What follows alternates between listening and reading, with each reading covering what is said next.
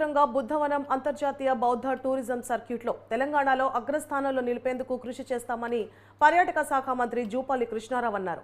Nagarjuna Sagar hill కాలనీలోని బుద్ధవనాన్ని MLA Jaiveer రెడ్డితో కలిసి మంత్రి సందర్శించారు.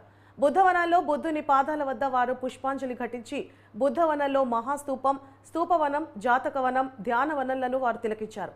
మహాస్తూపం లోపల కొంతసేపు ధ్యానం చేశారు. బుద్ధవనం విశేషాలను ప్రముఖ బౌద్ధ విశ్లేషకుడు డాక్టర్ ఈమని శివనాగరెడ్డి వారికి వివరించారు. బుద్ధవనంలో దేశీయ, అంతర్జాతీయ పర్యాటకులకు కల్పిస్తున్న వసతుల గురించి అడిగి తెలుసుకున్నారు. పర్యాటకులకు ఎలాంటి ఇబ్బందులు కలగకుండా మెరుగైన సౌకర్యాలు కల్పించాలని సూచించారు.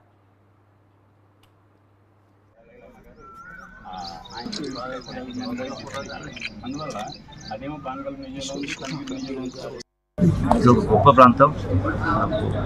ప్రపంచ స్థాయిలో దీన్ని తీసుకెళ్లాల్సిన అవసరం ఉంది కాబట్టి ఇక్కడ అవసరమైనటువంటి వనరులు ఏర్పాటు చేయాల్సిన అవసరం ఉంది. అంటే వచ్చేటువంటి యొక్క టూరిస్టులకు కావాల్సినటువంటి వసతులు, అంటే అకామిడేషన్ కావచ్చు, వారి కోసం ఫుడ్ కోర్ట్స్ కావచ్చు, హోటల్స్ కావచ్చు, బోటింగ్ కావచ్చు, అట్లాగే గుట్టలు ఉన్నాయి, అడవులు ఉన్నాయి, ట్రెక్కింగ్ కావచ్చు, వాటర్ స్పోర్ట్స్ కావచ్చు, చిల్డ్రన్ ప్లే పార్క్స్ కావచ్చు, మ్యారేజ్ డెస్టినేషన్ కావచ్చు, ఇంకా చాలా రకాల సౌకర్యాలు కాబట్టి దీనికి గౌరవ ముఖ్యమంత్రి రేవంత్ రెడ్డి గారి నాయకత్వాన ఇలా టూరిస్ట్ డెస్టినేషనరీ ఈ ప్రాంతాన్ని తీర్చిదిద్దాల్సి వస్తుంది. కాబట్టి మరి ప్రభుత్వం ఈ యొక్క ప్రాంతాన్ని పెద్ద ఎత్తున టూరిజం ప్రమోట్ చేయడం కోసం శ్రీకారం చుడతా ఉన్నాం. ఇందులో భాగంగానే గడిచిన 3 మాసాలు ఎలక్షన్ కోడ్, అంతకుముందు 3 మాసాలు పనిచేసే పరిస్థితి లేక కొత్త ప్రభుత్వం ఏర్పాటు కావాలి. కోడైన మరుసనాడే రావడం జరిగింది.